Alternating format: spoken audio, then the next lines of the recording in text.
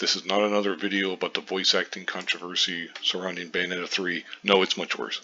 It's from Game Rant. I got it up on archive though because it's Game Rant, and plus this article is completely idiotic and stupid. Bayonetta 3 erases years of women empowering character development and LGBTQIA plus representation. What in the fuck? Alphabet soup. But anyway, released among glaring reviews and controversies, Bayonetta 3 erases years of positive representation for its sexually emancipated protagonist. All of a sudden, basically they're trying to gaslight everybody because when Bayonetta 1 come out, Bayonetta 2, these types of people, your SJW woke morons, they complain this is objectifying women, this is terrible, this is horrible. Like they went on and on and on. You might not remember the stories because maybe you didn't follow or whatever. I remember the stories. I remember the articles. I remember the people bitching about it's disgusting. Now all of a sudden they're trying to make it out like, oh, we've loved Bayonetta all along. Anyway, it goes on. I'll link this in the description box so you can read it for yourself. But the main issue with Bayonetta 3 seems to be much more rooted in the vision behind the character and its overarching narrative than the gameplay loop, and has a lot to do with Bayonetta and her relationship. In fact, years of character development dedicated to making the titular witch an emancipated queer woman who derives pleasure from her own sexuality gets completely thrown out of the window in the third installment of the series. What the hell? What are you talking about? The fact that Bayonetta was always depicted as a dominatrix and as a powerful woman made the fact that the game sexualized her and her body not only more bearable, but also a way to provide women with positive representation in gaming. So dominatrix, those are positive representation. Anyway, then it talks about Bayonetta didn't need to be saved.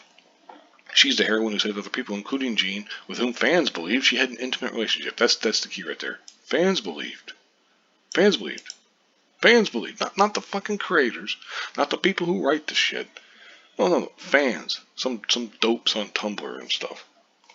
This is not something that fans simply wanted to believe. You literally just said fans believed. But it was also stated by developers and was even shown in drawings of the two women being clearly intimate and beyond friendship, making their love canonical. In Bayonetta 2, the titular Umbra Witch even goes to the gates of hell in order to save Jean, which could be seen as an act of pure love for her. Could be seen as an act of pure love. Could be seen. Even if the games didn't really make Bayonetta's sexuality or sexual orientation clear, she was believed to be at the very least bisexual or pansexual. But Bayonetta 3 revises all this to a degree with the character's relationship, the overall story, and the way it ends. Basically, it has to do with this guy named Luca.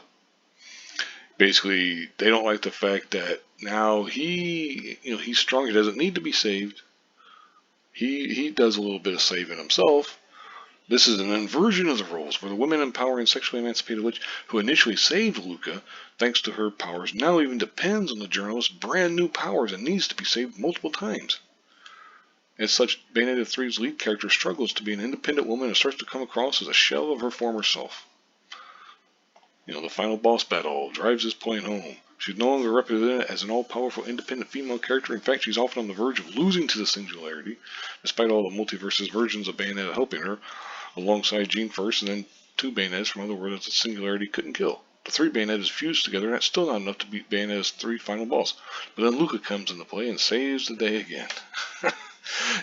Basically, this person is just incredibly upset and stuff. I'm not going to go through this whole thing, because, he goes on and on. You can read it for yourself. I'll link it, in the description box if you want to read it for yourself. I wouldn't recommend it. This person obviously has headcanon that they just can't understand that it's not real, that it's not the real thing. It's, excuse me, but it's just stupid. It's just idiotic. I'll go ahead and wrap this up here though, because I've already spent 4 minutes on it, and that's 4 minutes longer than you should spend talking or reading about this kind of bullshit.